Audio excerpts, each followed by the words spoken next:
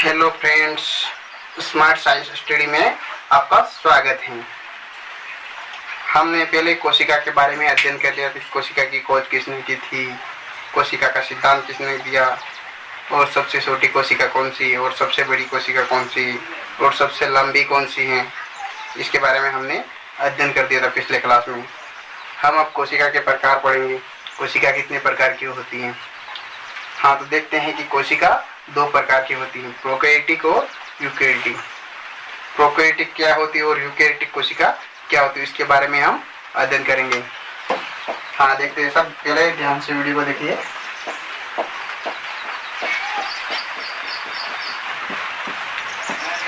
Prokaryotic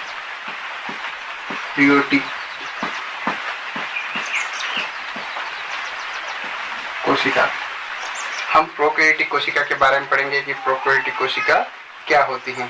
और सबसे पहले आप चैनल को सब्सक्राइब नहीं किया तो सब्सक्राइब कर देना और वीडियो को लाइक कर देना।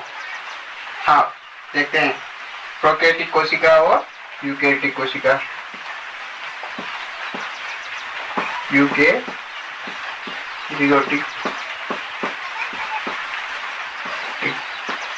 कोशिका।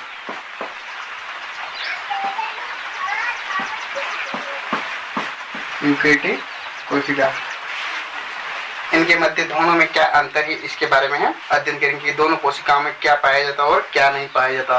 पूरे ध्यान से देखेंगे, वीडियो ध्यान से देखिए जरूर। हाँ, प्रोकैरियोटिक कोशिका। प्रोकैरियोटिक कोशिका एक अविकसित कोशिका है। क्या है? अविकसित कोशिका, जिसमें मतलब विकसित नहीं होते सभी चीजें। और यूकैरियोटिक कोशिका, यू मतलब अपन खुद, यू मतलब हम, हमारे अंदर यूकैरियोटिक कोशिका होती है। इसका मतलब यूकैरियोटिक कोशिका में क्या होता है, पूरी तरह से विकसित होती है कोशिका। इसमें सभी पूर्ण रूप से विकसित होते हैं और इसमें पूर्ण रूप से विकसित नहीं होते। हाँ, तो देखेंगे कि प्रोकैरियोटिक कोशिका में क्या पाया जाता है। पहला पॉइंट, प्रोकैरियोटिक कोशिका में कोशिका भित्ति।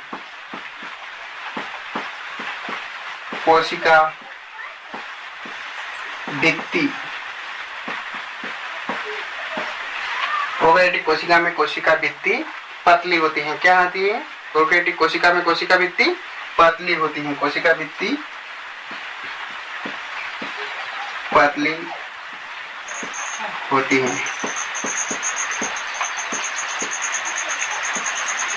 और यूकैरियोटिक कोशिका में इसके जस्ट विपरीत होती है।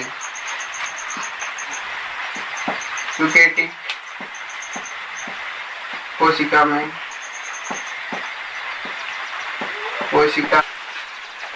हाँ, प्रोकैरियोटिक कोशिका में क्या होता है, केंद्रक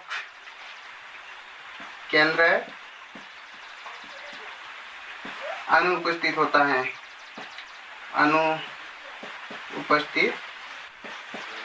है। इसमें क्या होता है, प्रोकैरियोटिक कोशिका में केंद्रक का अभाव होता है। इसमें केंद्रक पूर्ण तरह विकसित नहीं होता और होता भी नहीं कई कोशिका में। और यूकैरियोटिक कोशिका में केंद्रक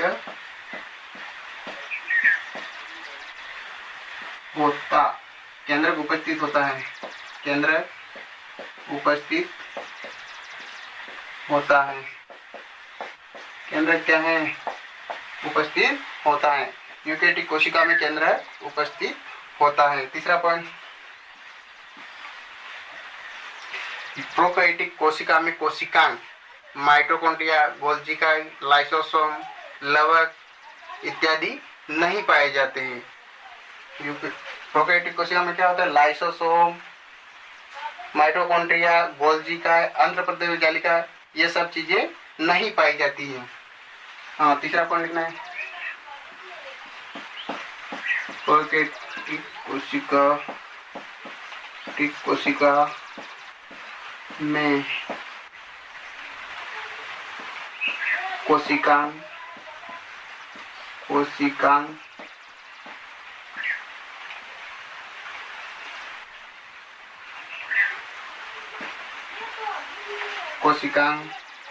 कोशिकांग कौन कौन से? माइटोकॉन्ड्रिया,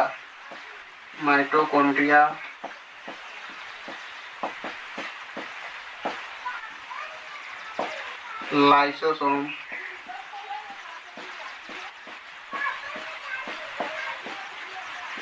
लाइसोसोम, माइटोकॉन्ड्रिया, लाइसोसोम,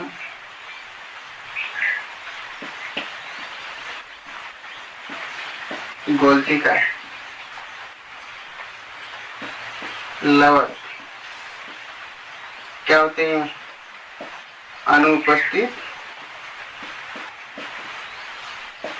अनुपस्थित होते हैं। और इसमें यूकेरियोटिक कोशिका में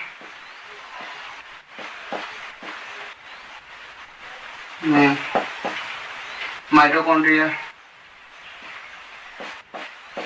यूकेरियोटिक कोशिका में कोशिकांग,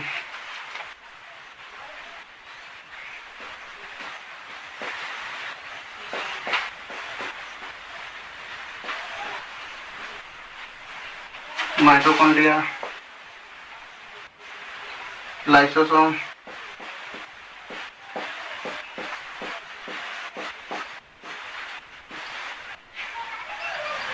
गोल्जी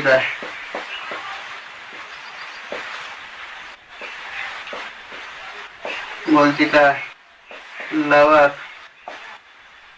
उपस्थित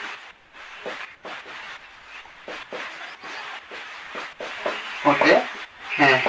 हाँ, देख लेते हैं प्रोकैरियोटिक कोशिका और यूकेरियोटिक कोशिका में अंतर। प्रोकैरियोटिक कोशिका में क्या होता है?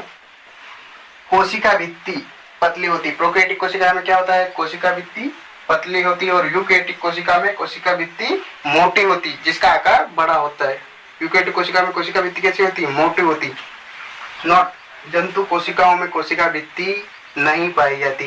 जंतुओं में क्या होती? कोशिका भित्ति नहीं पाई जाती। तो किस में पाई जाती? पेड़ पौधों में कोशिका भित्ति पाई जाती है। हाँ, प्रोकैरियोटिक कोशिका में क्या होता है? केंद्रक अनुपस्थित होता है। इसमें केंद्रक नहीं होता है, केंद्रक का अभाव होता है। और यूकेरियोटिक कोशिका में केंद्रक उपस्थित होता है। प्रोकैरियोटिक कोशिका में कोशिकांग, प्रोकैरियोटिक कोशिका में कोशिकांग नहीं होते। कौन कौन से नहीं होते? माइटोकॉन्ड्रिया, लाइसोसोम, गोल्जी का लवक, ये सब क्या होते हैं? अनुपस्थित होते हैं। प्रोकैरियोटिक कोशिका में ये सब चीजें अनुपस्थित होती है। और उपस्थित किसमें होती है? यूकेरियोटिक कोशिका में। माइटोकॉन्ड्रिया, लाइसोसोम, गोल्जी का लवक, ये सब चीजें उपस्थित होती है किसमें? यूकेरियोटिक कोशिका में।